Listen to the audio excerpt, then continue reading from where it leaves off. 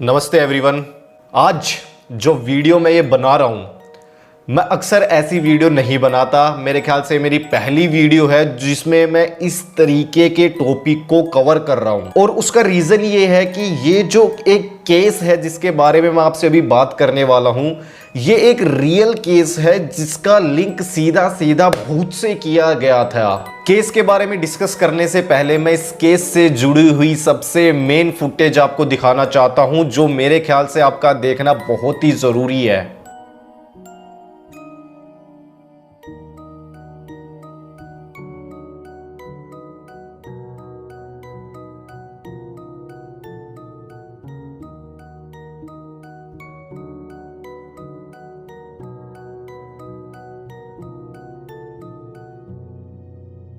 तो जिस केस के बारे में मैं आपसे आज बात करने वाला हूं, ये केस है एलिसा लैम नाम की एक चाइनीज कैनेडियन टूरिस्ट का, जिसकी डेथ हुई थी 2013 में लॉस एंजलिस के सिसिल होटल में। अब जिनको नहीं पता सिसिल होटल के बारे में, उनको मैं एक बहुत ही इंटरेस्टिंग बात बताना चाहता हूं। ये सिसिल होटल वही सिसिल होटल है जिसको दुनिया का सबसे बदनाम होटल माना गया है, क्योंकि एलिसा लैम के केस के अलावा भी इस होटल में पिछले काफी सालों से बहुत सारे सुसाइड्स, मर्डर और रेप केसेस होते हुए आए हैं। इसी वजह से इस होटल को होटल ऑफ डेथ नाम का एक निकनेम दिया गया था। इस होटल की मैं अगर एक छोटी सी जानकारी दूं तो इस होटल में लगभग 700 रूम्स है और पिछले काफी सालों से इस होटल में drug addicts, sex traffickers, serial killers, इस तरीके के टेढ़े मेढ़े लोग आते रहते थे जो कि रेगुलर कस्टमर थे, क्योंकि अपने टाइम में जब ये बना था तब से लेकर आगे तक इस होटल को काफ़ी ज़्यादा लग्जरियस होटल माना जाता था, जो कि एक बहुत ही बजट रेंज में आपको अवेलेबल रहता था। अब बात करें एलिसा लैम की, तो एलिसा लैम अपनी होम कंट्री से 27 जनवरी 2013 को लॉस एंजलिस आई थी और उसने 27 जनवरी 2013 को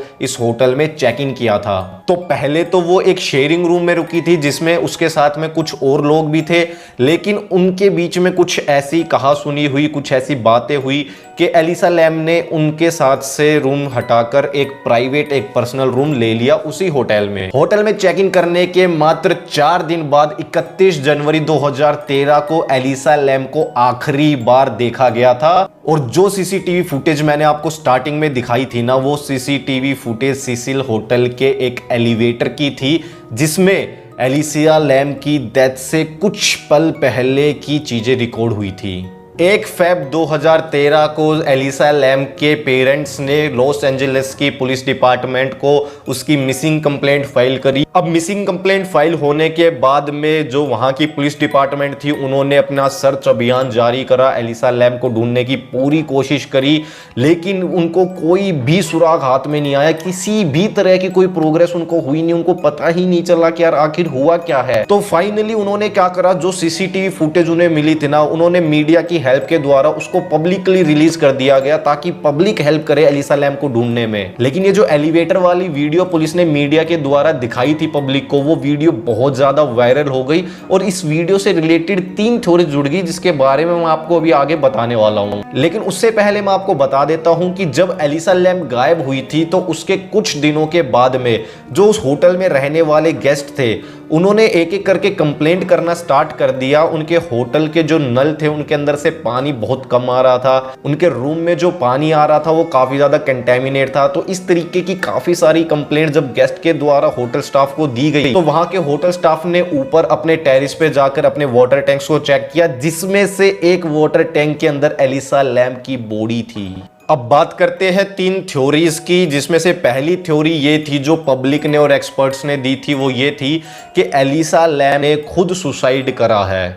इस थ्योरी के पीछे बैकअप उनका ये था कि एलिसा लैम का जब पोस्टमार्टम हुआ था तो उसमें पता चला था कि किसी भी तरह के कोई स्ट्रगल मार्क्स उसकी बॉडी पर नहीं देखे गए थे, जो इस बात को साबित करता था कि एलिसा लैम के ऊपर किसी तरह की जोर जबरदस्ती नहीं करी गई है किसी भी सेकंड पार्टी के द्वारा। लेकिन कुछ लोग इस थ्योरी को नकारते हैं, क्योंकि उस होटल के अंदर जो टेरिस पे जाने वाला गेट था वो एक अलार्म प्रोटेक्टेड गेट था जो हमेशा लॉक रहता था, और यदि उसको कोई खोलने की कोशिश करता था तो वहां पर साइरन सायरन बज जाता था, एक अलार्म बज जाता था, जिससे पूरे होटल स्टाफ को पता चल जाता था कि कोई टेरिस पे जाने की कोशिश कर रहा है। पहली थ्योरी को नकारने का एक रीजन ये भी था कि जो सीसीटीवी फुटेज में एलिसा हरकत कर रही थी, वो हरकत एक नॉर्मल हरकत से कंपेयर करे तो बिल्कुल भी नॉर्मल नहीं थी, वो एकदम अबनॉर्मल हरकत थी। तो अगर कोई बंदी सुसाइड कर रही है तो वो इस तरीके की हरकत कैसे कर सकती है? उस वीडियो में क्लियरली ये दिख रहा है कि वो किसी सेकंड पर्सन से बात कर रही है। अब बात कर लेते हैं दूसरी थ्योरी की। दूसरी थ्योरी ये बोलती है कि एलिसा लैम का किसी ने मर्डर किया था और जो मर्डर करने वाला व्यक्ति था वो उसी होटल का ही एक मेंबर था। ऐसा इसलिए माना जाने लगा क्योंकि पहली थ्योरी में हमें पता चला था कि टेरिस के ऊपर एक अलार्म प्रोटेक्टेड गेट है जो सिर्फ इजीली होटल स्टाफ मेंबर के द्वारा ऑपरेट किया जा सकता है। तो हो ना हो कोई होटल स्टाफ का ही बंदा था जिसने वो गेट को ऑपरेट करा और एलिसा को डुबाकर उस वाटर टैंक में मार दिया। बट बहुत से लोग इस थ्योरी को भी नकारते हैं क्योंकि उसकी बॉडी पर कोई स्ट्रगल मार्क्स तो थे ही नहीं ना। अगर एलिसा लैम को कोई जोर जबरदस्ती वहां लेकर जाता तो उसकी बॉडी पे कोई स्ट्रगल मार्क्स होने चाहिए थे। अब ये जो दो थ्योरीज है, ये दो थ्योरीज ही जन्म देती है हमारी तीसरी थ्योरी को, जो कि सबसे ज्यादा डार्केस्ट थ्योरी है। काफी सारे लोग तीसरी थ्योरी को सपोर्ट करते हैं जिस थ्योरी में ये बोला गया है कि एलिसा लैम का मर्डर नहीं हुआ, उसकी सुसाइड नहीं हुई, उसको मारा है किसी भूत ने। क्योंकि हमने अभी जाना कि जो वो होटल था वो काफी ज्यादा श्रापित या हॉन्टेड होटल भी कहा जा सकता था क्योंकि उसके अंदर बहुत सारे खून हुए हैं। अब सच क्या है ये कोई नहीं जानता।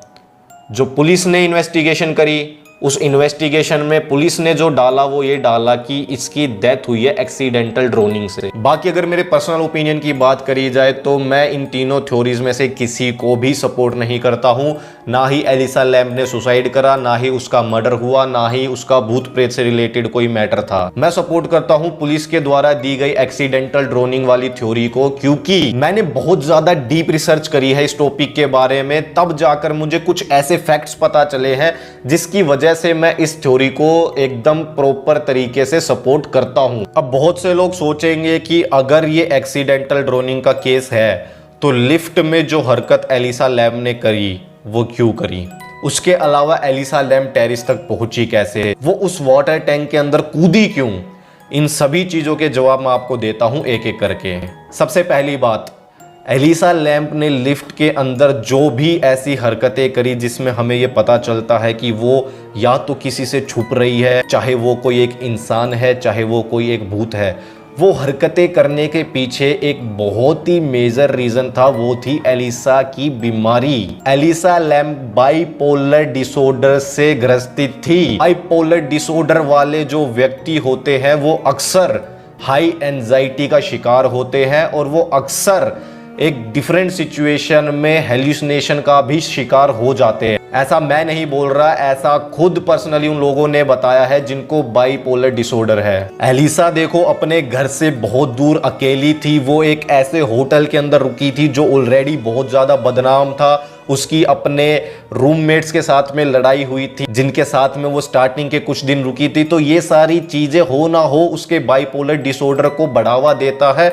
और एक बाइपोलर डिसऑर्डर के अंदर ना एक फेज होता है जब एक ट्रिप चलती है, एक एपिसोड चलता है, उस एपिसोड के अंदर, उस ट्रिप के अंदर कुछ टाइम पीरियड होता है जब हेल्यूसिनेशन होता है किसी भी व्यक्ति को जो इस भी डिसऑर्डर से ग्रसित है। तो हो ना हो एलिसा लैम के साथ में उस लिफ्ट वाली ड्यूरेशन में वो एपिसोड चला हो जब उसको ऐसा लगा हो कि कोई उसका पीछा कर रहा है, कोई उसको मारना चाहता है, जिससे वो छुप रही है, जिससे वो बच रही है। और हो ना हो उसी से छुपने के चक्कर में ही एलिसा लैम टेरिस तक पहुंची थी। अब टेरिस तक पहुंचने वाले गेट की बात करें तो उस होटल के टेरिस तक पहुंचने के 2 गेट है, ये भी मुझे मेरी रिसर्च के दौरान पता चला। जो मेन गेट है अलार्म प्रोटेक्टेड गेट, एलिसा उस गेट से नहीं गई। एलिसा टेरिस पे पहुंची थी एक फायर एग्जिट वाले गेट से, एक फायर एग्जिट वाली सीढ़ियों से, वहां से वो उसके टेरिस पे पहुंची थी। और हो ना हो अपने इसी डिसऑर्डर के कारण, किसी व्यक्ति से छुपने के कारण वो उस वाटर टैंक के अंदर गई, जो कि सीधा सीधा उसकी बीमारी की वजह से था। और फिर उसके बाद में वो अंदर ट्रैप हो गई और वो डूबकर मर गई। मैं चाहता तो इस वीडियो को इंटरेस्टिंग बनाने के लिए भूत प्रेत वाली थ्योरी को एक्सेप्ट करके आप लोगों को भी वही बोलता और उस थ्योरी को बढ़ावा देता, लेकिन नहीं। जो मेरा मानना है वो यही है, मेरी थ्योरी यही है, जो पुलिस ने थ्योरी दी है वो भी यही है। मेरा मानना है यही फैक्ट बातें हैं। अगर आप इस केस के बारे में यूट्यूब पे सर्च करोगे तो आपको बहुत सी वीडियोस ऐसी मिल जाएगी जिसमें आपको क्लियरली ये बोला जाएगा कि भूत प्रेत से रिलेटेड ही ये मामला है। इवन इंडिया के न्यूज़ चैनल और बाहर के न्यूज़ चैनल ने भी यही दावा करा है।